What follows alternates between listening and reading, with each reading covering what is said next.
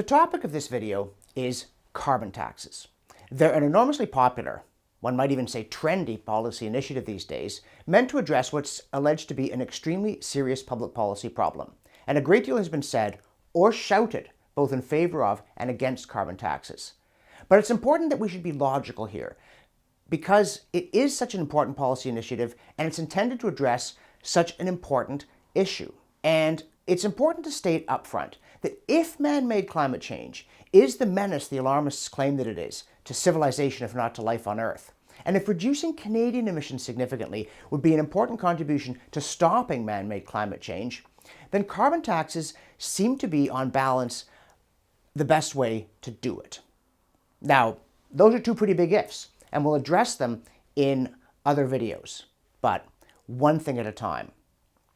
And the first thing to say here is, it won't do to concede that the threat is as real and pressing as the alarmists say, and then dismiss attempts to stop it because they will destroy jobs, okay? You can't rally people around the white flag, and it's something that happens far too often in policy debates, particularly from what I would call the economically sane side of the spectrum. But it's not a sane way to try and convince people to adopt what you think are the right solutions.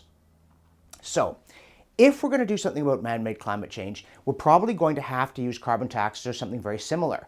But, and this is a point on which proponents of carbon taxes have been either unclear or dishonest. In order to make a difference, in order really to reduce Canadian emissions, whatever impact that would have on the global picture, and as I say, we'll talk about that another time, but if they're going to do it, they're going to need carbon taxes that are a whole lot higher than the ones they're talking about right now. Is it $20 per ton or $30 per ton? And if you look at government plans, the British Columbia government has a plan to reduce carbon emissions by the middle of this century by something like 3/4. Well, $20 a ton is not going to do that. It's not going to bite hard enough to force industry to adopt really transformative technologies. It won't make it cost effective. What will happen is we'll pay more for energy. Profits will go down at energy companies. Prices will go up for consumers. Economic growth will be hurt. It may be especially bad in those industries most directly tied to fossil fuels, and governments will get more money. I mean, the BC government has said it's going to be revenue neutral, but that is a preposterous position. I'll, again, talk about this in another video. It presumes you know what their revenues would be in the absence of this tax. Otherwise, it's just a shell game. But I'm putting all that aside for now, and I'm just asking everybody to focus on this one point.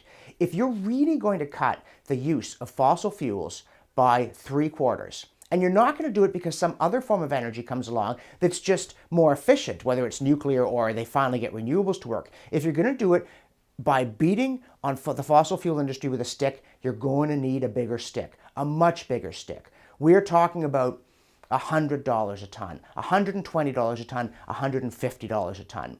And if you're going to say that this is doable, without itself destroying civilization, without having worse effects on the way that we live than a significant sustained rise in global temperature, you've got to talk honestly with people and tell them this is what's coming. Trying to sneak it past them is a very bad idea, because you'll get them to accept a fairly modest tax, and when you start trying to increase it, they'll balk, and you'll have done no good to anybody, and you'll have discredited your cause by seeming sneaky.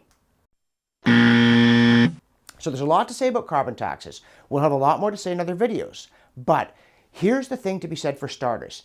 If we're going to try to stop or really significantly reduce emissions of greenhouse gases in Canada, carbon taxes are the right way to do it, but it has to be at a far higher level than people are currently talking about. Are we willing to do that? Are we willing to talk honestly about it? That's got to be the first step. To make a plan and understand what the plan is so that we can discuss its consequences and decide whether it's worth implementing. Maybe we need to do something about global warming. Maybe this is what we need to do, but let's not go into it with our mouths open and our eyes closed.